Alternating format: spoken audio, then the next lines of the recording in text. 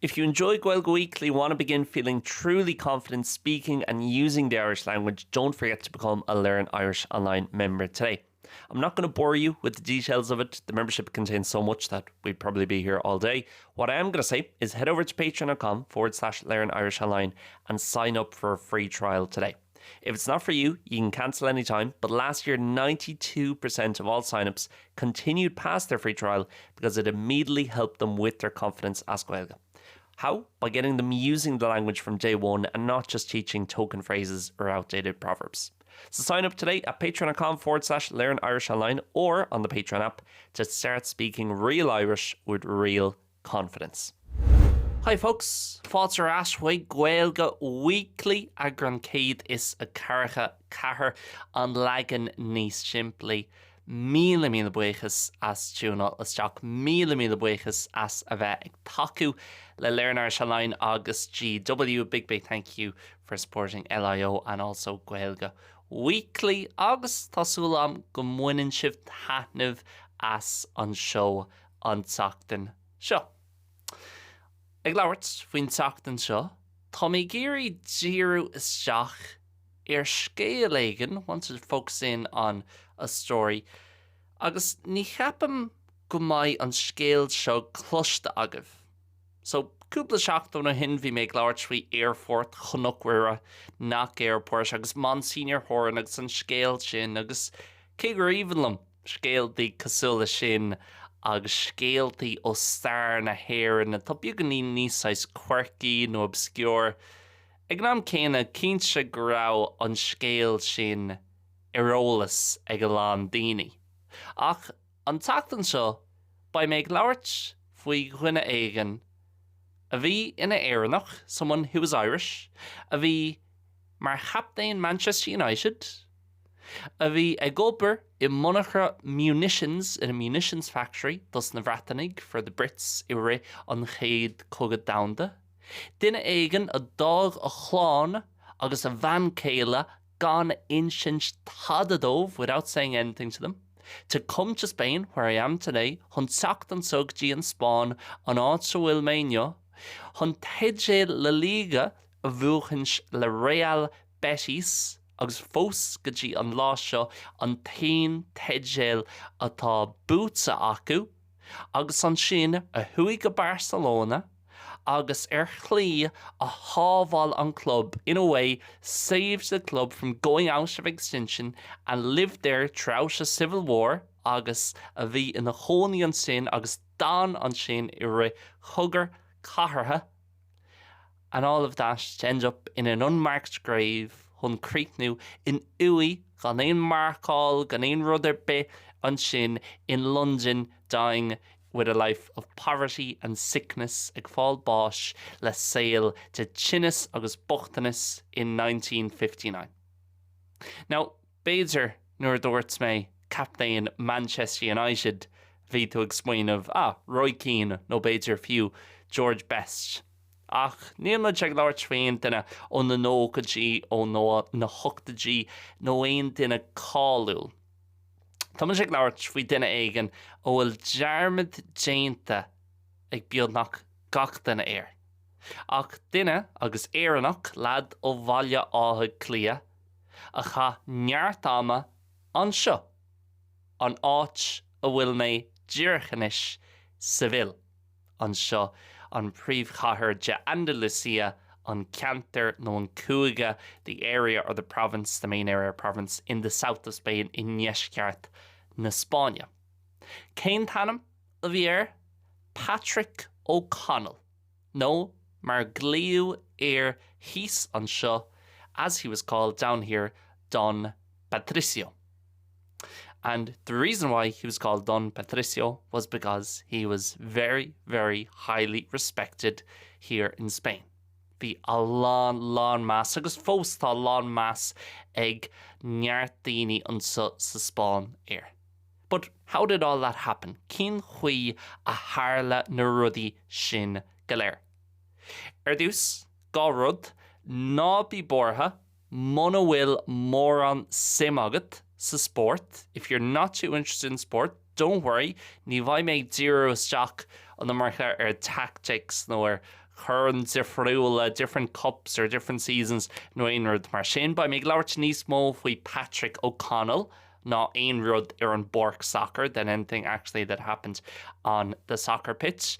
Agus an dara rud mar a Jerem I gcónaí rih na scéaltaí seo níl mise im a starry. I'm not a historian. Tá gach iireacht déanta agam chun déanú cínse go bhfuil gach sunra agus gach dáta every detail and every date go bhfuil siad céad fan géad ceart má tá botú nó ró an a bheag an seo is an siú ní cheapam go bhfuil. I don't think there is ach má tá bronar ach tá gach iireacht déanta agam chun déanú cínse go bhfuil gach rud a bhfuil mé chun labhairt live fuhu go bhfuil sé céad fan géad ceart that I've made every effort to make sure every bit of information in this podcast is right. Okay, but Rish, níl sa seo mar má fosláán aimsre a bheith im a starry agus ag déanú history podcast seo pud a chréile Gaeilge agus just pud a chréile mise ag caint seafóid gach seacht and myself talking rubbish every week basically.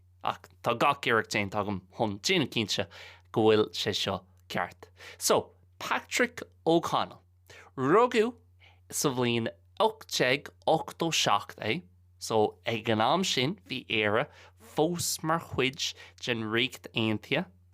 Ar nói ag an am sin chomh maith bhí blog clia agus rugadh I mbaile áithe clia é. He was born in Dublin, but áit an dhearrúil I ag an am sin. Ní rá na Googles, no Amazons, no headquarters de eBay nó aon rud mar sin ann ag an am bhí na tenements fós ann aon duine a lei de Plough the Stars mar hampla an ba is agah céin sais áits a bhí I mbailithe clia ag an am sin.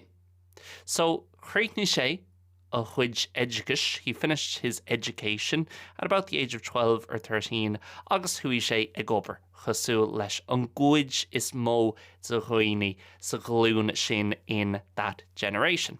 Agus bhí sé ag obair I Boland's Mill agus bhí sé ag obair mar foreman ag an am sin.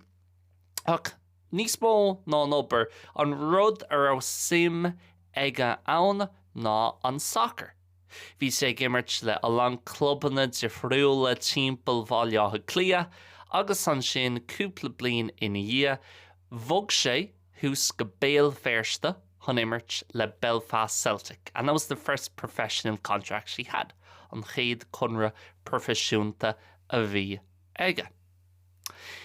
In nídeag is aní in 1909 bhog sé trasna go Sasanna cosúil fós tá an scéal céanna an látónne haun. If you're Irish and you're good enough, you go to England generally. Agus bhí sé mar an céanna fiú níos mó ná céad bliain ó hin. So cheannaí Sheffield Wednesday club on a starúil agus on a cáúil atá fós ann, a very famous and historical old club who are still there today. Díoch siad 50 punt, yeah, 50 punt, ní 50 míle, ní 50 milliún, a 50 punt chun Patrick O'Connell agus lad eile dar bhanam Peter Warren ó cheannach.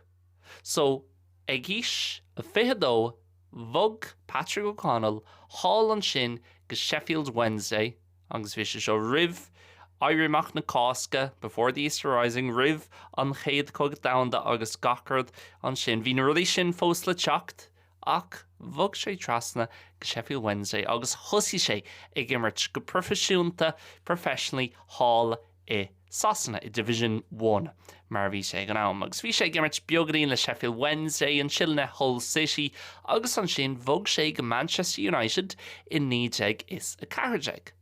Agus tíbhaiste to cúpla mí inside a few months bhí sé mar chaptain Manchester United. Agus tharla rud éigean anna simil bhí an soccer fós ar siúil an bhliain sin cé go raibh an chéad cogad damda tosaithe agus gacrad ar siúil timpeall na Hórap agus the Battle of the Somme le teacht agus gacrad eile agus na horrors gen Great War no World War I as we know it now ar siúil. Bhí an soccer fós ar siúil an chéad séisre sin nídeag cathairdeag nídeag cúideag. But a lot of the players knew it wouldn't be going ahead the next season. And a lot of these contracts wouldn't be continuing and money wouldn't be coming in. So, Cad Harla, bhí United a gimmert in Liverpool, an cluiche dearnach den séisir agus bhí United fannacht sús, bhí orthú an bua a all chun fannacht I Division 1. Ní rá aon rud bhí sé mar dead rubber le haigh Liverpool agus bhí beaganín match fixing arsúil sa chluiche sin. Derm beaganín match fixing arsúil as if it was something innocent. It was a huge scandal anna an war a bhí ann ag an am. Now, forthas cionnach neart imri, a lot of players are found guilty on United's side. Patricio O'Connell no. Now tá a lán ráfli agus sa scéal seo is féidir linn a bheith cínse faoi a lán rudaí ach freisin tá cúpla ráfla. There's a few rumours as well and a few things we can't be fully sure about. And this is one of them. In that match, Patricio O'Connell had a penalty kick fi kick Pino Shega agus níor scóráil sé agus éigean gurán an líróid sa stad. The ball barely stayed in the stadium because he missed it by that much. So fós go dtí an lá seo 2000 is sa fi sé ceapan na lán daoine go raibh seisin cionnach freisin agus go raibh is aige faoin match fixing agus go nearna sé sin the aon thuras that he did that on purpose. Nílas agin ní féidir linn a bheith cínse, but he didn't receive a ban. Not that it made much of a difference. Ní dhearna sa mór an difriocht ag an am because football was gone for next few years. Agus knowing ní rá mór an airgid is soccer ag an am ní rá Sky Sports nó the Champions League nó aon rud mar sin. So hui sé ag obair I monarcha munitions.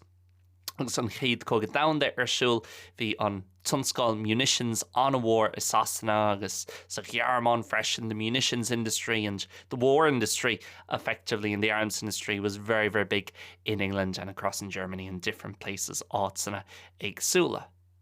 Brings us to our second rumour, which we can't be sure about, and Dara Ráfla, and I've read a lot of different sources preparing for this podcast. Talán scéaltaí agus foin siad zifriúla léite agam don fudchréile seo agus níl aine cínse ach tá lán ráflaí muintin sin I ri a chuid jama ag obair ag an monarcha seo working at this factory go raibh sé ag tuairt munitions agus arms agus bullets agus rudí mar sin gehéireann do éirí amach na cásca agus gach rud a bhí arsúil leis an gaibhlint with the conflict in Éireann ag an am.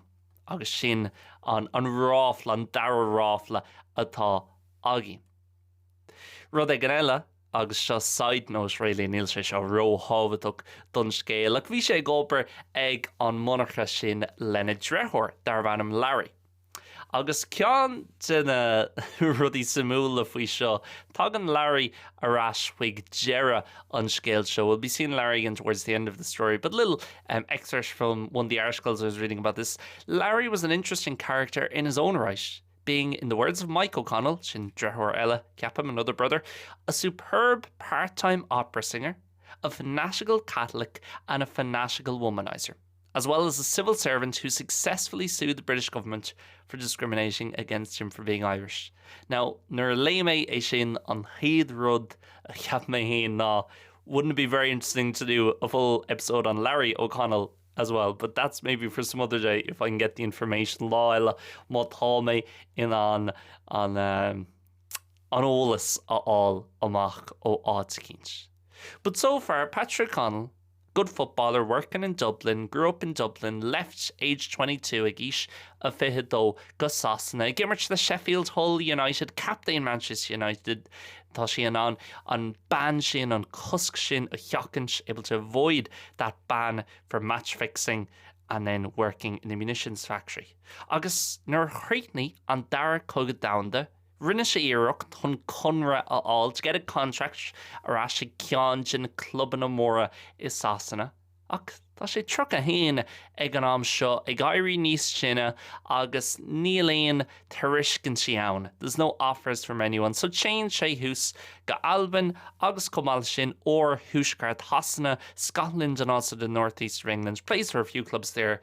But then at the start of the 1920s ag tús na níd ag Fiji, he drops everything and leaves. So fágan sé gacrad, agus fágan sé an tír, fágan sé sasana, agus fágan sé gan insint ein rud, dá van céile agus dá fáistí. So leaves without any notice to his wife and to his kids. I think he has about 4 children at this point. Harther cahar fáistí ag an am seo. Cén áit a hén sé go túisceart na Spáine go áit dar bhanam Santander. So Santander is right in the kind of central north of Spain in between Galicia and the Basque Country, idir Galicia agus tír na Moscow. Agus agus an tain Chagwal, the only contact she has in between there and his family for the next few decades is pesetas, Spanish currency, arrogant na Spáine, ag dullar ras sa fust. So why does he come to Spain? Well, tá mé an freagra sin a hort dit ag an cúpla second, but a very quick reminder, and you'll only hear this if you're not listening on Patreon, to go and sign up today for your free trial for the Learn Irish Online membership. If you want to seriously improve your Irish this summer and throughout the rest of 2026, you need to take action. The best place and the most important step you'll ever take for finding serious confidence in speaking and listening, understanding, reading and writing in the Irish language, real Irish language, is by heading over to Learn Irish Online and becoming a member via Patreon. Patreon.com/Learn Irish Online. You can start your free trial today. You get a huge amount of both archive content and new content coming out every week to learn real Irish, how you should be learning it by speaking from day one. That's patreon.com/Learn Irish Online. Head over and start your free trial today. Not only will you get a lot of benefits from it, but you're helping us keep Gaeilge Weekly as a free podcast coming out every single week. Téann an sin, chun a bheith in a bhainistúir soccer, agus a bheith mar bhainistúir de Racing Santander. Now, I have no clue, níl clue bit agam, chin chuí a aon sé an posteo agus níl sé an solir líana, mar is dócha nach raibh Spáinis aige, I guess Spanish agus ag an am sin ní bheith ein verle ag na himmery sa Spáin nó an chuidir mó de na himmery sa Spáin. Téann sé go Santander agus tá sé mar an bhainistúir an sin idir 1922 agus 1929. Now ní léon La Liga sin an tanamatá an shrá an seo. That's the name of the league in Spain, the Premier League in England, but it's La Liga here in Spain. Didn't exist at that time. Started in 1928. So first few years with Racing Santander, tá sé gimmert is regional competitions. Agus bún siad cúig nó sé or leis na regional titles hús an sin in Cantabria, sin an áit in bhfuil Santander up in the north of Spain, i dúsgart na Spáine. Agus téann sé go Real Oviedo an sin fad 2 nó 3 bliana. Tá sin ó 1929 go 1931, 1929 to 1931. I remember when I did the Camino myself a few years ago, the Camino of Santiago.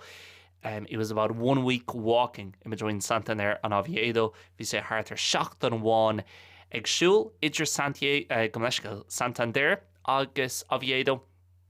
So 1 week walking, you can imagine about an hour and a half in the car, or however he might have been travelling at the time. Train, more than likely, or an train, chance ma. So on a hungrach, ach an sin, rinne sé buga a wad níos mó, agus a wad níos tábhachtaí sa bhlín 1930.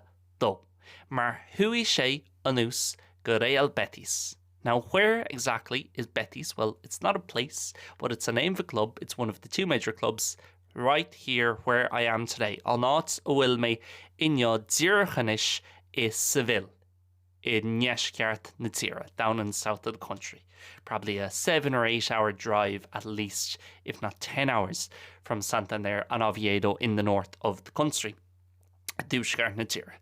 So, likely hops on a train to Madrid, change over in Madrid as you'd still have to do nowadays. By the way, on Rud Céanna a bhéchart déana na leichindí seo. But still came down to Seville, arrived here, and from 1932 to 1935 he was the manager of Real Betis, where he made history. Áits a rinne sé rud éigean do chreidte agus gur bhain sé éacht do chreidte amach. And that is that he won La Liga and won the National League, which still to this day is Betis's only ever league title in Spain. An tain teidséil náisiúnta agus srá náisiúnta atá bút sa acu an sa Spáin. Bhuaigh siad in 1935 going into the last game on Cluiche Dearnach of Iacu. Who were they playing but Racing Santander? And the third rumour and the last rumour on Ráfla Dearnach of Agin Inyo is that Patricio O'Connell seemingly the night before the match went in to wherever Racing Santander Huish Jacatí an Áchin Rao Santander ag Fanacht agus dúirt cello. Lads, remember me? I'm the lad who won all the regional titles with you a few years ago. Misha an éireannach agus an lad a bhuaigh a lán titles tedsily livsha cúpla blino hin. You don't have anything to play for tomorrow. Take it easy on us. Now, Arish, Neil Mudsanan of a Keensa Fishin Octalan Fuin Seeds of Frula Erlina a Darren Sha Shin Cod a Harla. Yeah, that's what happened. Okay, Neil Much Keensa ach sin size on consensus on yard daoine. But whatever happened, the next day it was easy enough for Betis. We just saw Haysgut the Betis. Bhuaigh siad a cuaig a nád 5-0 in I Racing Santander. Agus bhuaigh siad La Liga in I Real Madrid. Real Madrid were the other team who were going for the league on that last day of the campaign Lád Dearnach an Iachtas sin. So bhuaigh siad agus Arish go dtí an lá seo nílach teidséil amháin ag Betis, and still people can tell you the year here in the streets as you walk around and ask them what year did Betis win the league. They'll say 1935 and Etek Trucka again. A lot of them, the good fans, the die-hard fans, they'll know as well where the manager is from. By Isaku Gurb Éireannach é an Banastor, that it was an Irish man who led them to the title. Harla rud ag an eile granver ag an am just on scale seo níos ashley. To make the story even stranger, something else that happened in time is, of course, he had left his wife, which we know already, so dog sé van chéile agus a chlána, without really saying anything, which isn't exactly great father behaviour. Níl sa sin mar umper ionach mar ahar agus chas sé le ban eile éireannach eile an seo is sa bhil. Agus deirtar go raibh cuma an cosúil an mansa mar a chéad van céile. So it's said that this woman looks extremely like what the first wife looked like. Bhí a hanam mar an ggéanna, her name was the same, agus cumála sin bhí si in éireannach. Agus imlína, like anish I 2000 is a fiche sé. Gealam ditch, I promise you, níl mór an éireannig ina gcónaí an seo is sa bhil. So saolaí in 1934, 1935, seo rih an taontas orpach before the EU, rih globalisation, rih taistil agus Ryanair agus rudí mar sin, or taistil éasca easy travel, chas sé le éireannach an seo, agus sin rud aigen do chreidse mar fiú na líon dí seo bheidh sé deacair hon casú le a lán éireannig agus an sin an tanam céanna mar an chéad van céile agus gra cuma an cosúil eici cuma anna aisteach.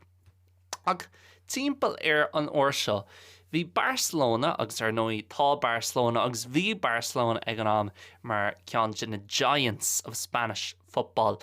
Bhí siad san ag sí an sin agus bhí siad san ag féchant cad a bhí siúl le Betis. Agus dúirt siad, that lad looks like a good manager, he's done well at Betis, we'll get him in. So, Josep Sunyol, no, Uachtarán Josep Sunyol, mar bhí sé mar Uachtarán de Club de Football Barcelona ag an am. He was the president of Barcelona FC, basically, or FC Barcelona. He gives Patrick O'Connell a call or a telegram or whatever and says, why don't you come up here? Cén fá nach tagan tú hús an seo. Agus change sé go Barcelona in 1935. Ach aon duine a bhfuil beagnaín star na Spáine Erola Saku, anyone who knows their Spanish history, by is agah gohfuil an tám sin beagnaín Costa sa Spáin. Cén fá? Well, an bhliain dar gion tos níon coga cathartha na Spáine, the Spanish Civil War in 1936. Agus bhí Catalúna mar ceann de na epicenters den chogu seo, ag trid in Franco. agus fascism agus gacrad a tháinig le sin. Agus dún mar riú Joseph Sunyal. Joseph Sunyal is murdered only a few months or about a year after O'Connell arrives at the club. Saola é sin, ag dul go club agus an lad a thug tú an post, no few ag dul go cólacht nua, going to a new company, and the lad who gave you the job, dún mar riú é, tíbhaiste to blian óháin. Inside 1 year, he's murdered. Agus bhí lán seanas san air I Catalonia. Níos mó ná seanas, just bhí lán shridge siú. A lot of tension and just a lot of fighting I Catalonia, I Barcelona, timpeall Spáine go háirithe I Catalonia ag an am seo. Bhí lán daoine ag lurg asylum in áiteanna eile, agus bhí lán daoine ag dul trasna an seorán go dtí an rank, agus ag éilú as Catalonia. Marial escaping from Catalonia, Marial an contort because of the danger a bhí ann sa cheantar ag an orsin. Ach fanan Patrick O'Connell. Agus níháin goáin sé, actually tugann sé ras, mar an lá a fór Joseph Sunyal bás, bhí Patrick O'Connell a ras in éireann léithanta sira. Agus fáin sé telegram nó litir ó Barcelona agus dearann sé, listen, Sunyal's been murdered, don't worry you, Sunyal, we completely understand if you do not want to come back. Tuigeann muid, céad fan géad muna bhfuil tú ag iarraidh teacht arás an seo.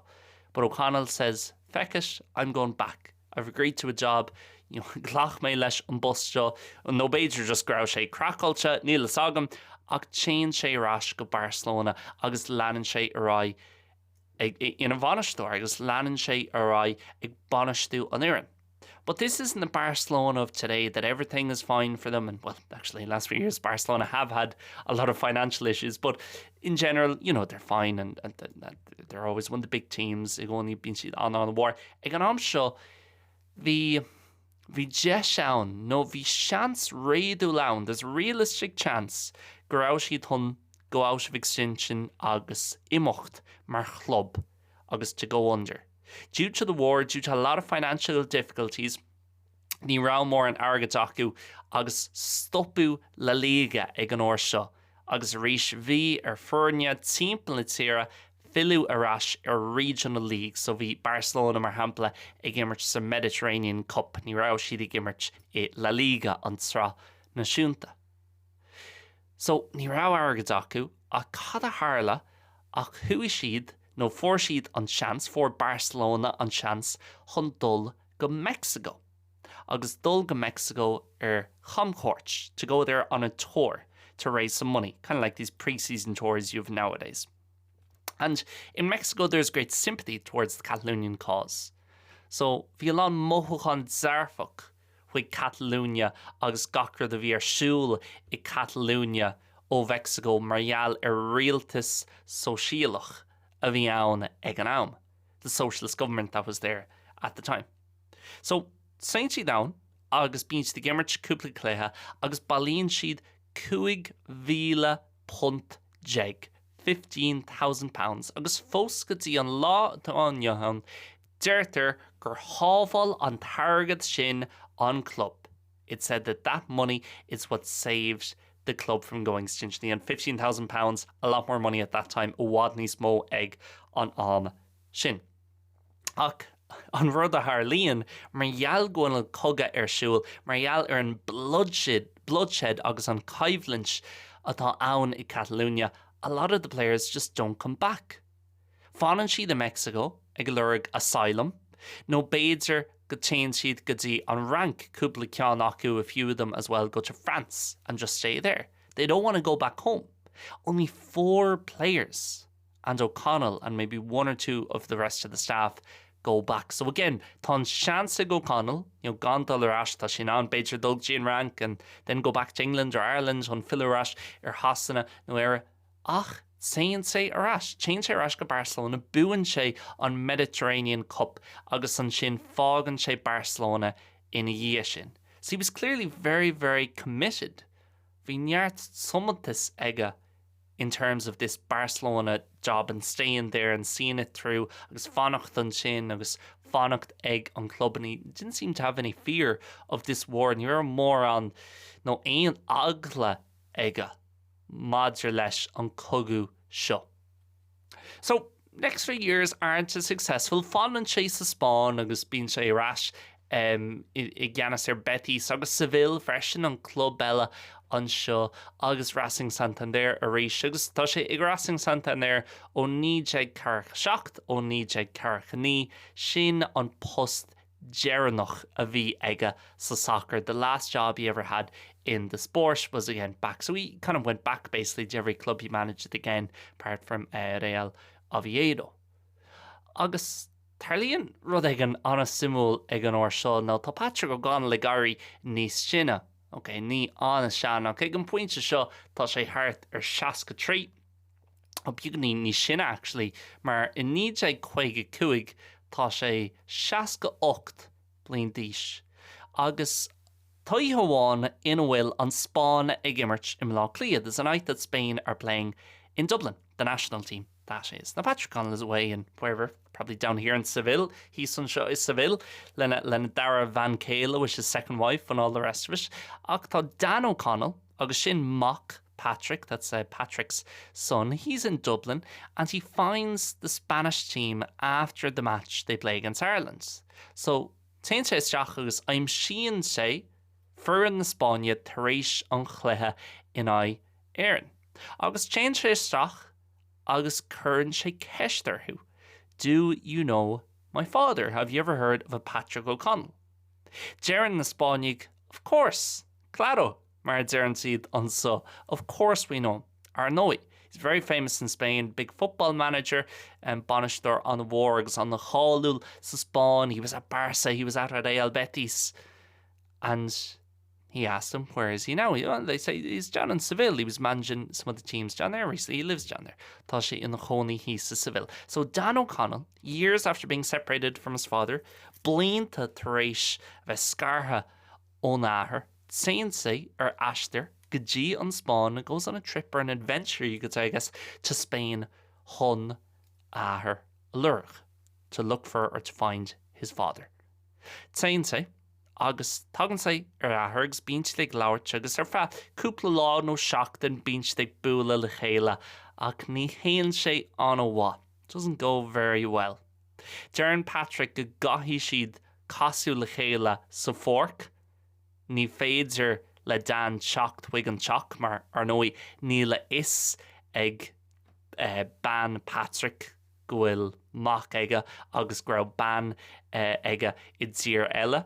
So, being who casú le chéile sa fork, nuair chasan Patrick le daoine ó bhfuil aithne acu air. When Patrick meets people he knows, he says to them, this is my nephew, seo mo nia. Ní dearan sé, this is my son, ní dearan sé seo mo ach dearan sé seo mo nia. Agus tá sé ag tuairt chuirtearm. And you can imagine, it's féidir leat saoilú, this isn't that nice, and of course Dan doesn't like this too much. Ní níonn sé seo le Dan an nómarcha, agus ní haon sé go má agus téann Dan arás chuig éireann. Agus seans má grabh sé sin mar an óra dhearannach a tháinig siad, a tháinig Patrick Dan agus a tháinig Dan Patrick. Mar tá sais dearad bronnach ag Patrick ina héal. Now tas agam nach raibh sé mar angel agus nach raibh sé mar athair an a bhá actually gans in a foinchi in one of the sources around me leave dearan sé go bhágan sé a dara van chéile ag an am seo. He actually leaves his second wife at this time and ends up back in London with basically nothing. Gone Einrud, of course, wasn't, again, the same sport soccer as nowadays. Ní raibh sé mar an sport céanna mar atá sé na léinn di seo. Ní raibh a lán airgid zaun agus níl mór an airgid aige nuair a haon sé arás go London ag deireadh na Gaeilge. He's also very sick, of course, again, different time in that regard. A lot of sicknesses, TB and stuff like that going around, and polio. And it was pneumonia. Bhí mar pneumonia ná an rud a raibh sé sa deireadh, the thing that killed him in the end. So, téann sé arás go London, agus fáin sé bás bhí sé in Chónaí lena dréithir, Larry, a Louis muid rive, agus fáin sé bás le pneumonia, sé le an bochtanas in a life with a lot of poverty ag an zero. Agus an sin, curú in uí gan éon marchál nó gan éon headstone nó aon rud mar sin sa bhfuil needs ag Quaganey in London. So he's put into an unmarked grave in 1959 in London. Now, it's quite a sad way to go, and of course the strange thing, and the thing you've probably been thinking while listening to this podcast rud beidir about to ag smaoine faoi agus tusa ag géisteach leis an bud chréile seo, ná, why haven't I heard about this guy before? Cin fá nar thúil mé faoin lad seo rive.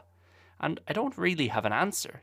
Níl fragra an ditch. I'm not going to pretend níl chun cur géal gohfuil sé an cáúil an seo sa Spáin agus gohfuil aithne ag gach den air. Níl, and I guess most sports stars from the 1920s, 30s, 40s, no one really in any country knows about them. It's sports stars from the 60s onwards, you know, nervy telefish agus níos mó rudí ar an radio agus an sin ar nó YouTube agus chuile rud eile agus níos mó leabhar agus bhí sport mar rud níos éasca le feicáil. You know, fiú nar bhíonn tú ag labhairt beidir faoi éannig nó lads a bhí gimmert le héire i rint na 1950 agus na 1960. Ní bheith mór an isá gin faoin na hannachaí sin. You know, the first ever names most of us know about Irish soccer players are John Giles, Liam Brady from, I guess, the 70s going into the early 80s na seachtaidí, dulteach go dtí tús na hugtaidí. So I guess it's normal in one way, ach tá sé duchreidsa, you know, níl saman mai aon duine ag géisteach leis an bud chréile seo.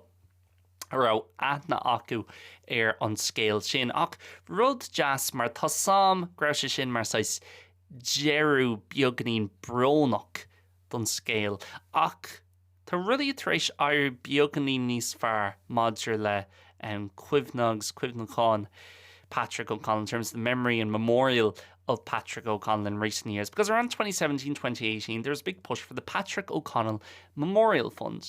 Bhailí siad hartar ceapam €10,000 nó hartar méid sin, agus rinne siad neart rudaí chun so send-off, ní send-off, ach chun níos mó ords a hort the Patrick to give him a bit more attention and promote his story a bit more. Chun a scéal hain a chur chun cín beagnaín níos mó. Dús thug siad uí ceart though, a proper grave to him in London and proper headstone and all the rest of it. Comála sin ag an stád seo on seo i Seville, on Stade Real Betis, which is actually under construction at the moment, or redevelopment. They gave him a bronze bust in the club museum, agus ceapam ghuiil sé sin fós saon, agus ní airne siad é sin ach beidir 8 nó 9 mbliana ó hin. And there was also a mural in Belfast on the Falls Road, ar bhóthar na wall, hús Emil Fersta, an áit ará sesin in a chónaí. Ag immert le Belfast Celtic ceapam an tanam a bhíorthú, yeah, Belfast Celtic, agus freisin plac beag I mbaile á clia a teach in a rá sé in a chónaí nuair bhí sé óg. So níl sé mór an, ach tá cúpla rud cosúil le sin, ach tásúil am láig an gnéanaan RTE, nó gnéanaan fiú an BBC, nó ITV, chlór fásnéis sé ceart ar Patrick O'Connell, agus an scéal dochreidsa atá aige. Mar derm, ní rá sé mar angel ar churbe ar nó I rinne sé a lán rudí mícheart, ach níl mór an éannig go generálta agus go háirithe is saoil an sport a bhfuil scéal có simúil agus có éagsúil, such an interesting and varied story mar cad atá ag Patrick. So, táid san críoch a chur leis an bud chréile an sin, má tá sé bh géirí níos mó a fháil amach faoin scéal seo, just chur isteach Patrick O'Connell ar YouTube nó ar Google agus caithfidh Patrick O'Connell Betis nó Ireland nó manager nó football nó rud éigean mar sin a chur isteach mar rís tá bhád níos mó Patrick O'Connells a hagan an níos ar LinkedIn agus Stephen a Jeffrey on different websites to come up before him because it is a forgotten story, but there are still plenty of sources online with more details. Tá lan foinsaí ar lína le níos mó sonraí agus tam fear bhuiach as na foinsí sin a hairí lum hon an tagran shot again, those sources that helped me to do this version of the podcast. And one quote from someone who did a lot of work and research on O'Connell was, I think he found a second home here in Seville. He used to say that he loves Seville because the people here live life like it is their last day on earth. And I'll tell you something, in the year 2026, Sablín Gávíle is a fé tá sé fós mar sin anseo. Míle buíochas, slán agus bannacht.